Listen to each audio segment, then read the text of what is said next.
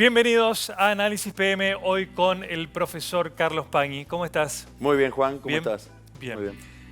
Hay mucha especulación en torno a las movidas electorales de Cristina Kirchner. Si es una genialidad lo que está haciendo y veremos prontamente una movida de ajedrez sublime de la expresidenta. Si es un error electoral como cometieron otros anteriormente. ¿Vos crees que es un acierto, que es una genialidad, que es un error? ¿Qué estamos viendo? Yo creo que primero hay algunos errores de interpretación, porque para entender lo que ella está haciendo, se parten de premisas que no son las que parte ella. Entonces, para entender la conducta de una persona, yo tengo que ver qué tiene en la cabeza esa persona y cómo está mirando el mapa. Si no, no voy a entender por qué se mueve de determinada manera. Bien. ¿Ella qué ve? Ella ve que este gobierno se cae a pedazos, que es una especie de gobierno del ajuste permanente cuyo accidente, cuyo objetivo es empobrecer a la gente para satisfacer a los que manejan al gobierno, que son los bancos, los fondos buitres, las grandes empresas, los medios de comunicación hegemónicos, la justicia corrupta. Punto uno. ¿Realmente está convencida de eso? No te quepa duda, sí. A ver, partamos de esta base. Todo político te vende un poco gato por liebre. Pero Cristina tiene bastante alineado su discurso con lo que realmente cree. No hay una disociación absoluta. No hay tanto cinismo. Creo que hay poco cinismo. En segundo lugar, cree que le debemos todo. Una persona que tiene una idea de sí misma y de su gobierno y de lo que ha sido su papel en la historia, gigantesca. Bueno, contempladas esas dos variables, este gobierno se cae por lo económico y social, y a mí me deben una revolución económica y social. Tiene todo el sentido decir, no me importa, el PJ, pero ¿qué es el PJ? Ya gané una vez sin el PJ en el 2005. Sí, pero cambiaron las cosas. ¿Qué cambió? Si ahora estoy mejor que en el 2005 porque hice cosas que no había hecho en el 2005. A Chiche Duhalde le ganó y Chiche Duhalde era Randazzo de aquel momento, sí. Iba con el PJ. Segundo, ¿quién es mi adversario? Macri, no Randazzo. En todo caso, Randazzo es un empleado de Macri que me quiere venir a debilitar a mí para que Macri esté más fuerte. Entonces, si Randazzo quiere una pelea, que la dé como pueda. Yo no le voy a dar el escenario del partido para hacer la única interna que habría en las PASO. El día de las primarias, la única primaria sería Randazzo contra Cristina. Para que todos los enemigos míos se alineen detrás de Randazzo, sobre todo los medios, y me destruyan. No. Que Randazzo haga lo que él quiera, total le mando otros adentro del Partido Justicialista, que le van a sacar recursos, minutos de publicidad, etcétera. Inclusive los apoderados del Partido Justicialista lo manejo yo, y yo voy a hacer una campaña contra Macri. Y los recursos yo sé que me los puede poner, porque hay empresarios que seguramente me van a poner recursos. Calculo que Cristóbal López, todo lo que es el conglomerado de medios que armaron, sirve para esta campaña. Y te voy a decir más, Juan. Yo creo que hay por lo menos 3 gobernadores o grandes dirigentes del peronismo del interior, y esto no sé si lo está mirando Frigerio o si lo está mirando Macri, que quieren limitar al gobierno, que les gustaría un Macri más débil, condicionado, y que le van a poner plata a Cristina. Y que están deseando que Cristina llegue al Senado para que parta el bloque de senadores y complique las cosas en el Senado. Hay que ver si lo logran. Ella cree que va a salir segunda. ¿Y lo judicial no es relevante para ella? Por supuesto. Ella dice, es la victoria o la cárcel. Pero no porque yo sea una ladrona. No. A mí me quieren poner presa porque yo he tocado en mi revolución social intereses muy profundos. Entonces hay mucho resentimiento y quieren sancionar con la cárcel, como ha pasado con grandes líderes políticos en el mundo, a la que ha hecho la revolución. No es por los dólares que llueven, no es por las estancias de Lázaro, ni por Odebrecht. Pero, ¿vos crees que Cristina cree que su enriquecimiento es lícito en su construcción mental? Yo creo que ella debe tener una zona ahí de poca de poco contacto con la información, debe pensar, bueno, Darle negocios a Cristóbal López, a Lázaro Báez, ¿es lícito, es ético en su organización? primero, eso lo hacía Néstor. Que viste que Néstor tenía un problema Con las con la cajas. autonomía de la política. Sí. No, Néstor quería la autonomía de la política. No le gustaba ir a rendirse ante las multinacionales, los bancos, pedirle plata a la empresa. Y eso lo lleva. Y después, Claro. es el argumento de la mujer del marido alcohólico. Vienen los amigos y le ponen la botella de whisky. Porque el problema de Néstor eran todos estos, que además robaron cuando Néstor ya no estaba y yo tal vez no me di cuenta. En alguna medida, Juan, la cámpora es un invento de Cristina para gobernar sin los colaboradores de su esposo, que tenían pactos preexistentes que posiblemente ella desconocía, negocios que ella desconocía, porque cuando entraba Olivos y estaban hablando con el marido, bajaban la babosa y esperaban que entrara al cuarto para seguir hablando. Y es un mundo que ella lo siente como pasablemente autónomo. Por supuesto que no hay ninguna persona que se levante a la mañana, se mire al espejo y diga, soy un corrupto. Yo no lo conozco. Aún en los políticos más corruptos hay mecanismos de justificación, Psicológicos. de disociación que les permite seguir viviendo y viendo a sus hijos y diciéndole, papá es un ser ejemplar. Claro. Entonces, es una mezcla bastante ambigua de todo. Lo que te quiero decir es que ella ve la cárcel como una sanción del sistema contra ella. O sea, en esta elección se juega la libertad, Cristina Kirchner, creo. No me cabe duda. Por otra razón, y es que los jueces que la tienen que juzgar están jugando también a orejear la política. Porque los jueces de Comodoro Pi no se sienten jueces que están en la torre de marfil del juez mirando el derecho y el expediente. No. También juegan a la política. Entonces están esperando ver cuánto poder tiene Macri para ver si se la sanciona o no. Entonces ella tiene que dar un gesto de poder frente a ese poder judicial politizado Post facto.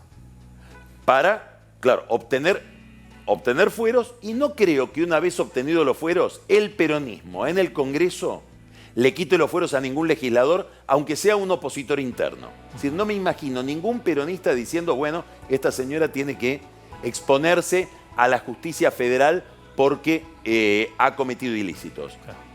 Y no lo hacen no por protegerla a ella, muchos no lo hacen en defensa propia, por no crear un antecedente que podría terminar una especie de manipulite. Entonces, eso va a ser un escenario muy interesante que se va a plantear después de la elección. Yo creo que hay un 99% de posibilidades, por supuesto, de que ella se presente. Creo que está organizando su campaña. Creo que va a recibir apoyo de muchos peronistas del interior. Y creo que ha habido una extraordinaria indigencia de sus opositores en la provincia de Buenos Aires, sobre todo. La han menospreciado para armar algo alternativo.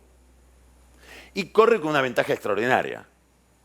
Todos los que la enfrentan, hasta ayer nos vendían que era un héroe. Entonces yo no sé cómo va a ser el movimiento Evita, por ejemplo, para decirle a sus propias bases, mirá, tenés que votar en contra de Cristina.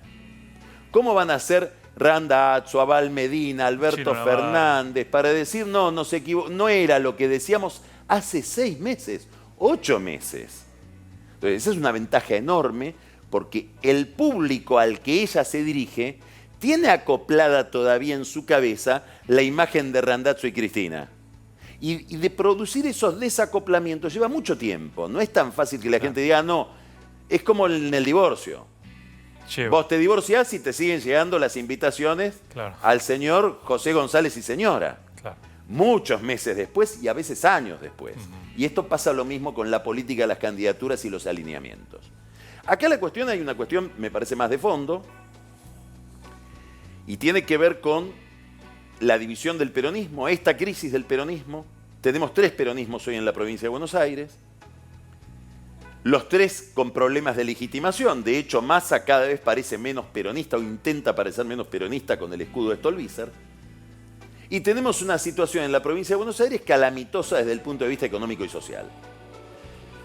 Por desgracia para ese peronismo, Macri gobierna desde hace 1 año y medio. No se le puede imputar a un gobierno, aunque sea el gobierno más ajustador de la historia, no tiene tiempo, aunque haga todo el ajuste de llegar a esta situación en la que se encuentran los sumergidos de la provincia de Buenos Aires.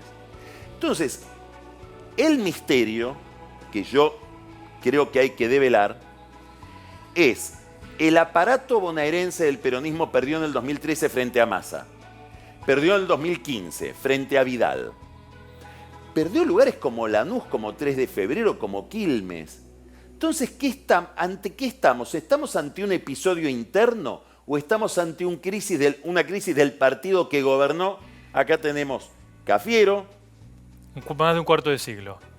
Duhalde, 2 periodos, Rucauf, un ratito, Solá, 5 años, es decir, como vicepresidente que quedó como vicegobernador y como gobernador, y Joly, una gobernación desastrosa, digamos que está muy por debajo del promedio de los anteriores durante 2 periodos. Bueno, también está esta pregunta. Y esta pregunta me la hago porque se la debe haber hecho Cristina. Cuidado, entrega el PJ. ¿Cuánto vale el PJ? ¿Es tan valiosa la sigla del PJ después de esta experiencia y de una provincia quebrada? Esta es una pregunta de largo plazo. Sí. Pero más allá de la sigla, hoy, ¿quién maneja el famoso aparato del PJ de la provincia? No hay un sujeto. Claro, antes estaba encarnado en un gobernador. El peronismo. El aparato hoy, ¿quién lo tiene? Nadie, porque no tenés ni PJ provincial en el gobierno, ni PJ nacional en el gobierno. El peronismo entra en crisis solo por una razón. No tiene 20 razones de crisis. Una, no hay jefe. Y hoy la crisis se debe a que no hay un jefe. Y no hay un jefe, ¿por qué? Porque hay una discusión, un quiebre conceptual en esa fuerza política. ¿En qué consiste ese quiebre conceptual? En que el documento que emitió ayer Cristina Kirchner para justificar su proyecto político, que dice esto es poco menos que una dictadura y se cae a pedazos porque es un ajuste frente al que la gente se va a sublevar, ese argumento que indica que Macri no dura 2 años, lo comparten muy pocos dirigentes dentro del peronismo. Muchos gobernadores y muchos sindicalistas no tienen ese diagnóstico. Y no lo tienen, no porque llegó Macri y lleva adelante una política económica que ellos dicen, che, al final este tipo me parece que empieza a tener razón. No, la política que está haciendo Macri, este gradualismo de Macri, es el que ellos le pedían a Joly antes de que venga Macri. Es el que le pedía a Urtubey, el que le pedía a Bocio, el que le pedían los gobernadores y le decían, separate de Kicillof, separate de Cristina, mandalo a Urtubey a decirle a los holdouts que vamos a arreglar, ponelo a Blecher y a Bain y que expliquen ellos lo que es el gradualismo y la salida del modelo Kicillof. Esto sin Macri. Entonces, la afinidad que puede haber mayor entre una dirigencia muy amplia del peronismo y Macri es previa a Macri. Era lo que le pedían a Joly y Joly no se animó a formular o a decir o a implementar. Entonces, este es el quiebre que hay ahí adentro.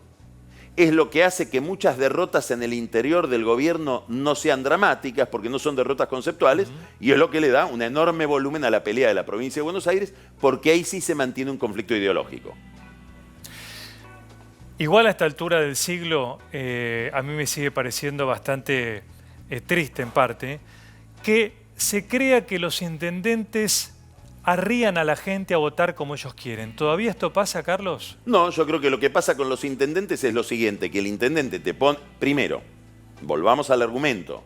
Es la primera vez en muchísimo tiempo, estoy pensando y es desde el 83, que el peronismo va a una elección sin la caja nacional, sin la caja provincial. Un partido que fue creado por un coronel desde el Estado. Es decir, que fuera del Estado es como el pez fuera del agua. Entonces ahí los intendentes y los gobernadores tienen un peso importante. Y si no, preguntarle a Randazzo por los sindicatos del transporte, si no lo ayudan de manera significativa. Por estructura, por organización, por plata. Ahora, ¿el intendente cómo piensa? El intendente es un intendente. Aparece uno cada tanto que tiene una visión nacional o provincial. El intendente piensa al Consejo Deliberante. ¿Cómo hago para conservar el Consejo Deliberante? ¿Por qué lo tengo que conservar? Y porque si no lo conservo, pierdo la gobernabilidad y no sé si no voy preso en muchos casos. ¿Cómo conservo el Consejo Deliberante? Colgando mi lista de concejales de una lista competitiva. Entonces, ¿qué me pide la gente?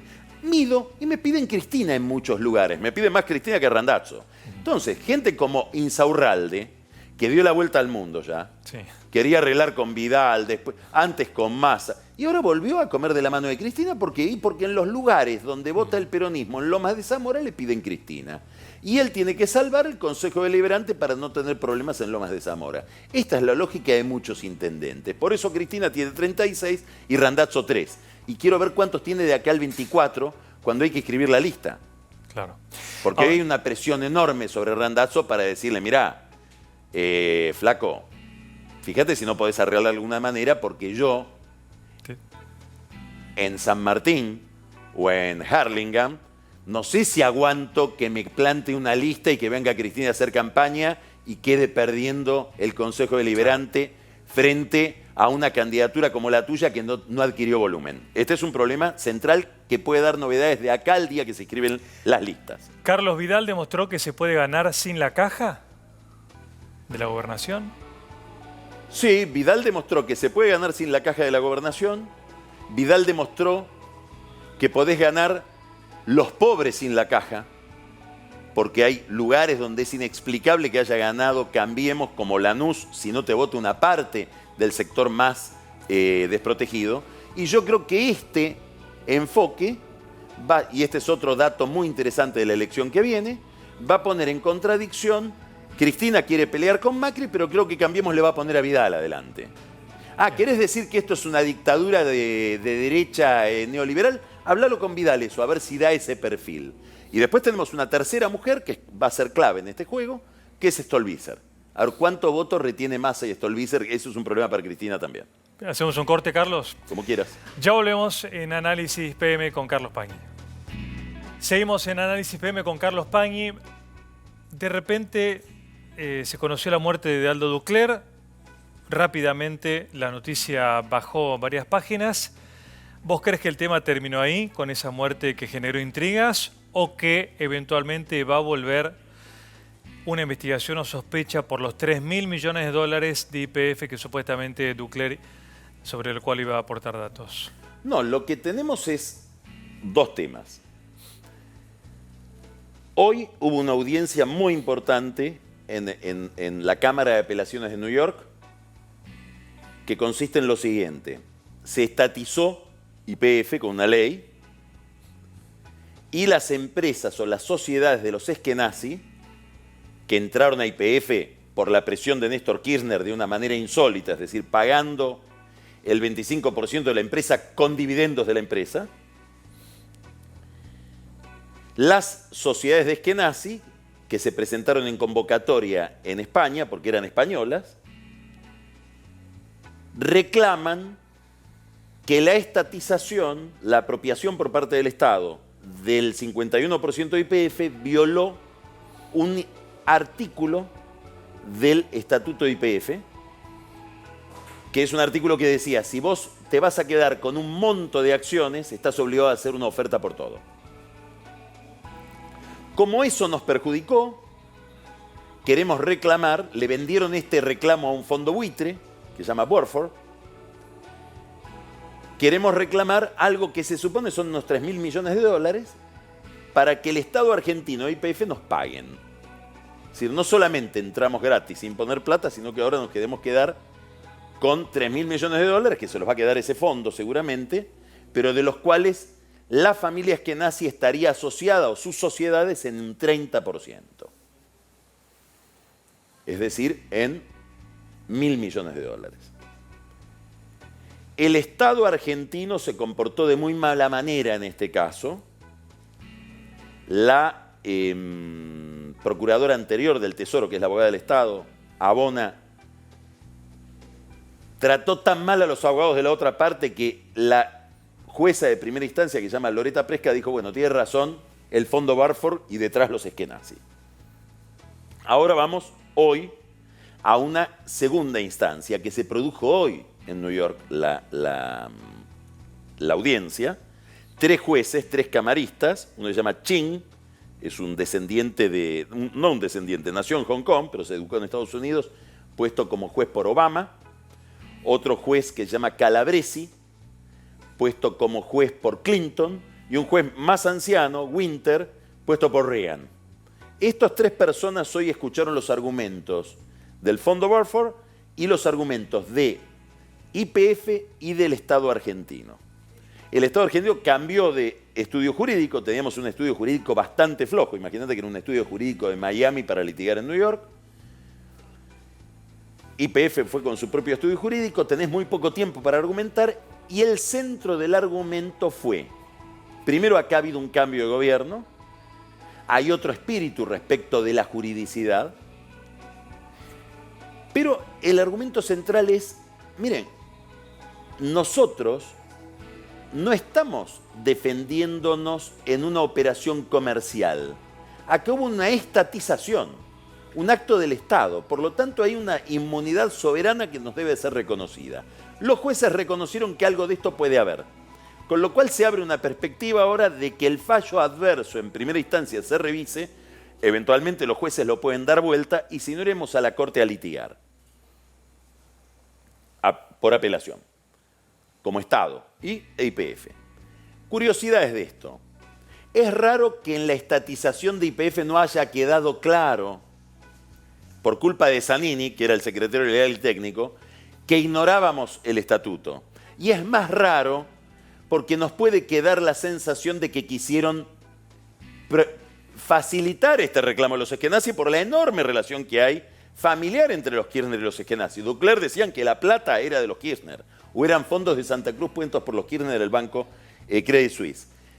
Si vamos a ir como Estado Nacional a una apelación ante la Corte o a una revisión del fallo en primera instancia, creo que algunos argumentos de Ducler pueden, o de lo que Ducler pensaba informar, pueden tener entidad y el Estado argentino puede decir, señores del Credit Suisse, vengan y expliquen cómo es que financiaron a los Eskenazi. Usted, señor Pedro Chomnales, que fue el que dirigió esta operación de financiación, explique a ver si era correcto lo que estaba financiando, si había fondos oscuros detrás, si había un backup por parte de la provincia de Santa Cruz, qué es lo que pasó. Y ahí se abriría, me parece, un capítulo muy oscuro y muy silencioso, muy tapado de la historia de los Eskenazi y de los Kirchner que han sido socios en esta operación. Gracias, Carlos. Gracias a vos. Hasta el jueves que viene.